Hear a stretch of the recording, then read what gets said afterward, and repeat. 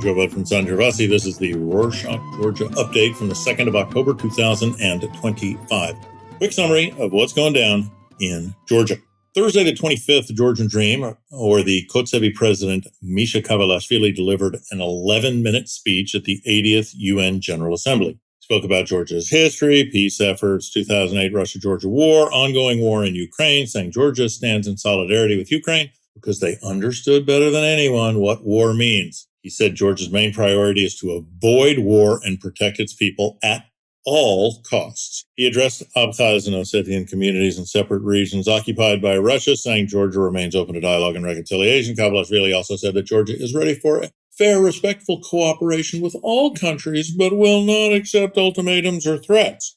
It was a profoundly bland and pointless speech, hit all the usual Kotsevi points, but said nothing new, and was made because heads of state, even those illegitimately elected or puppets, stand-ins for the big man, get to make a speech at the UN. Nobody paid any attention anyway. Next up, on Friday the 26th, Mamuka Khazaradze, leader of the coalition Strong Georgia, or Zlieri Lelo, and Gogi Gacharia, leader of For Georgia, or Sakartvelos, released a joint statement reminding voters that the two parties will not compete against each other in the municipal elections. This post caught attention because it came with a photo of the two opposition leaders together. Gacharia has not been in the country for several months. His trip to Europe began during the period when opposition leaders were being arrested, including Khazaradze, who was later pardoned by President Kavelashvili. Speaking of the municipal elections, just a day before, Zlieri Lelo and Sakartvelos held an event in Nazaladevi, Tbilisi, to present one of their candidates for the city council. Titushkebi from the Kotsevi interrupted the event as they started throwing eggs at the crowd. Irakli Kupradze, candidate for Tbilisi mayor, was speaking when the eggs started flying. He didn't stop his speech and said this was how the Kotsevi chose to act during the elections. The event continued shortly afterwards. Still, the egg-throwing incident wasn't the worst for Zlieri Lelo. Over the past week, 5 of their candidates for Bolnisi, Zestaponi, Khurari, Kizilajlo, and Pirveli Kesalo withdrew from the elections, and at least one of them showed support for the Kotsevi candidate instead. On Monday the 29th, Irakli Kupradze held a briefing saying that the withdrawals resulted from intimidation, harassment, and bribery targeting their candidates, carried out by the police, the state security service, and elements of the criminal underworld linked to the Kotsevi, meaning Zveli Bichevi. As evidence, he shared a recording of a call with Kara Orujev, one of the candidates who withdrew. In it, Orujev described how his younger relatives were indebted to certain businessmen and criminal groups and how promises of jobs and opportunities were made to him in exchange for his cooperation. Boycotting or not, this could be the last elections for all opposition parties, at least if the Kotsevi gets its way. On Saturday the 27th, Prime Minister Irakli Kobakhidze and his haircut said his party plans to file a case in the Constitutional Court in October to ban parties they see as a threat to Georgia's constitutional order. He said they want to ban the United National Movement, or Natsebi, the Coalition for Change, or Tavisplebistis, Zlieri Lelo, and Sakartvelos, or basically all opposition parties. Here's the kicker. He added that under the new law, the ban would also apply to parties with similar goals, activities, or members. So even if Natsebi members form a new party under a different name, the ban would still apply to them. How convenient. On Wednesday the 1st, 3 days before Georgia's municipal elections, Bidzina Ivanishvili released a public letter. He usually publishes such a letter ahead of elections while staying silent the rest of the time. In this one, he says the hardest thing for him was seeing betrayal inside his own team, most likely referencing Gacharia, who was prime minister under the Kotsevi. Ivanishvili admits his party made mistakes over the past 13 years, but insists none of them threaten Georgia's future. He urges supporters to vote on the 4th of October, calling the election a continuation of the peaceful change that began in 2012. With peace like this, wow.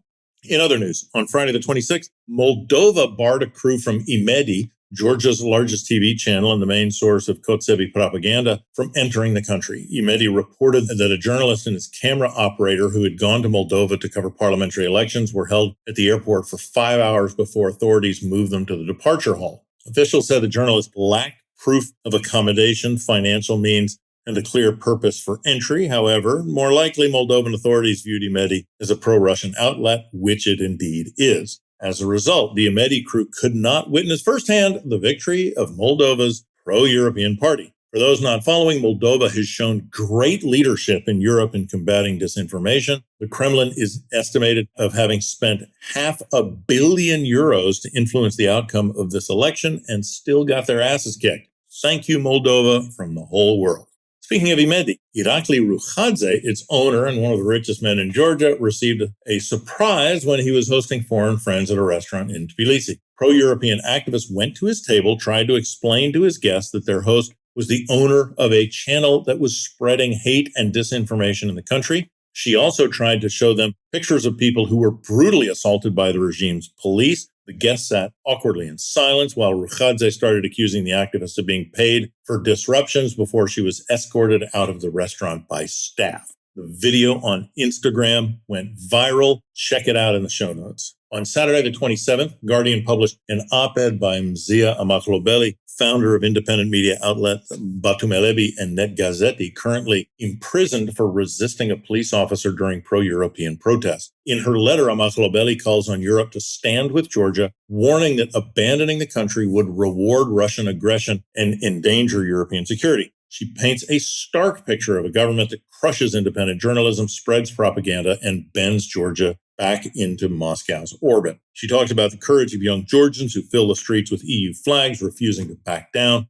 Amaglobeli says staying silent would betray her fellow journalists, political prisoners, and the thousands risking everything for democracy.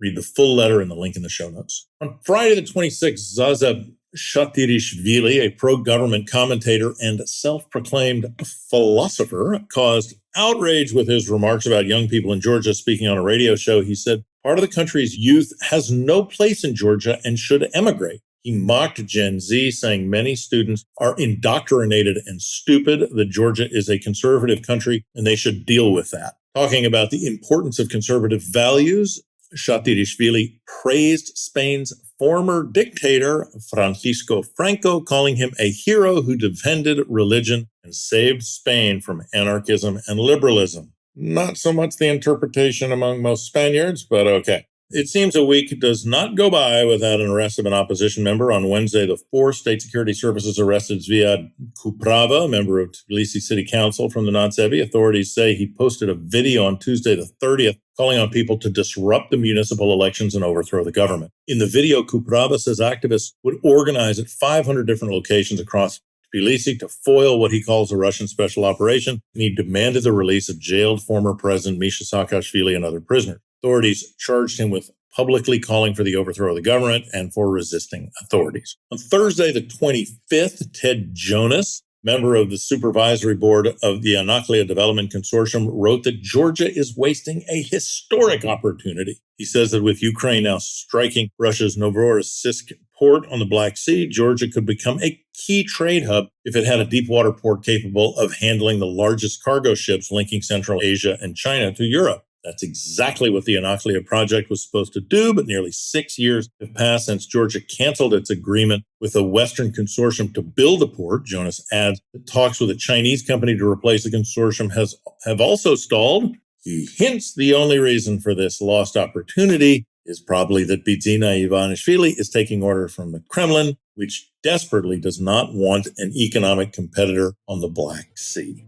And that's it for this week. Thanks for joining us. If you're listening to us on Spotify, you can leave comments in the episode. They're private by default, and we won't publish them. Leave your email if you want us to get back to you. Nachmandis.